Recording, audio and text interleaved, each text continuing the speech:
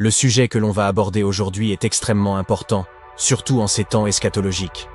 Nous allons parler de l'imam al-Mahdi et de sa mission en Palestine. Le prophète sallallahu alayhi wa sallam a dit, si Allah te veut un bien, il te fera comprendre ton dîn. Les hadiths authentiques sont très clairs. Le véritable Mahdi promis par le prophète ne s'autoproclamera jamais comme tel de son plein gré. Tout individu prétendant être le Mahdi dans des vidéos YouTube ou ailleurs ment effrontément. Lorsque le sauveur tant attendu arrivera, il ne voudra pas endosser ce rôle que le peuple tentera pourtant de lui imposer par la force des choses et la volonté divine. Selon plusieurs hadiths authentiques, le Mahdi sera originaire de la famille du prophète, il sera donc arabe.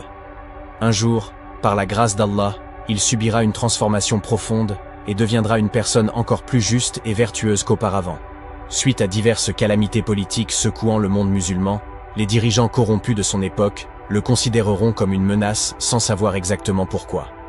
Peut-être à cause de ses origines, de sa famille ou de simples rumeurs. Toujours est-il qu'ils décideront de l'éliminer. Seul et sans armée ni soutien pour le défendre, le Mahdi cherchera protection et fuira vers la Mecque. Selon les enseignements sacrés de la noble loi islamique, nul ne peut être attaqué ou inquiété une fois à l'intérieur des murs de la ville sainte, même s'il s'agit d'un dangereux criminel. C'est pourquoi le Mahdi s'y réfugiera. Pourtant, malgré ses objections et son humilité, les habitants de la Mecque reconnaîtront sa sainteté et lui prêteront allégeance de force. Un autre hadith authentique rapporté par l'imam Muslim raconte également qu'une armée de musulmans, obéissant aux ordres impies de dirigeants tyranniques, ira jusqu'à attaquer et assiéger la grande mosquée de la Mecque. Pourquoi s'en prendre au lieu le plus sacré et inviolable de l'islam? Fort probablement parce que le Mahdi s'y sera réfugié après avoir fui Médine et que les despotes voudront l'arrêter à tout prix, même si cela implique de violer la sainteté de la Kaaba. Ce même hadith précise qu'Allah fera alors s'effondrer miraculeusement cette armée impie, la détruisant totalement pour avoir osé s'attaquer à sa maison sacrée. Voilà le signe divin qui prouvera de manière irréfutable que le Mahdi est enfin arrivé parmi les hommes. Jusque-là, tout individu prétendant être l'imam al-Mahdi ne peut être qu'un imposteur et un menteur. Le véritable Mahdi, guide promis par Allah, fuira le pouvoir par humilité sincère, à l'image des plus grands et vertueux leaders de l'islam, tels que le calife Abu Bakr as-Siddiq, qu'Allah l'agrée. Il rechignera à diriger la communauté jusqu'à ce qu'Allah le Très-Haut n'envoie un signe aussi clair qu'incontestable, en détruisant miraculeusement l'armée assiégeant la Kaaba.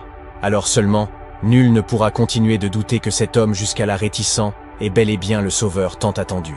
Les hadiths prophétiques nous informent également que l'avènement de l'imam Mahdi précédera de peu l'arrivée du Dajjal, le faux Messie. En effet, ce dernier apparaîtra sur terre très peu de temps après le Mahdi pour répandre la corruption et tromper l'humanité.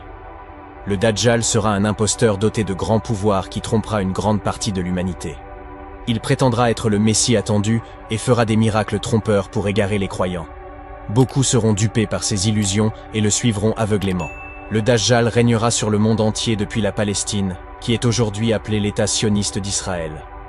Le prophète nous a dit qu'aucun prophète n'a pas averti sa communauté sur cet homme, et qu'il sera la plus grande épreuve depuis l'arrivée d'Adam sur terre. Mais grâce à Allah, les vrais fidèles réfuteront ces mensonges et ces tromperies, car ils auront déjà reconnu et suivi le véritable Mahdi. Ils sauront pertinemment que le Dajjal est un faux prophète, cherchant à se faire passer pour le sauveur promis et pour Jésus. Mais c'est sans compter que Jésus, fils de Myriam, descendra du ciel pour accompagner le Mahdi dans cette lutte acharnée contre le mal. Nous parlerons du retour de Jésus plus en détail dans une prochaine vidéo. En attendant patiemment l'arrivée de ce jour promis, nous devons impérativement nous méfier des faux prophètes et autres imposteurs. Ne nous laissons pas abuser par ceux qui clament être le Mahdi dans des vidéos en ligne ou ailleurs. Le véritable guide choisi par Allah ne s'autoproclamera jamais de la sorte. N'oubliez pas que l'imam Mahdi ne sera pas un prophète, mais un homme bien guidé. Soyons patients et continuons d'implorer notre Créateur. Le miracle qu'il accomplira en temps voulu pour révéler l'identité de cette personne bien guidée arrive à grands pas. L'heure viendra selon son plan divin.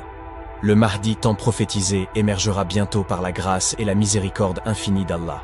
La venue de l'imam al-Mahdi puis du Dajjal sera ainsi le signe que l'heure du jugement dernier approche à grands pas.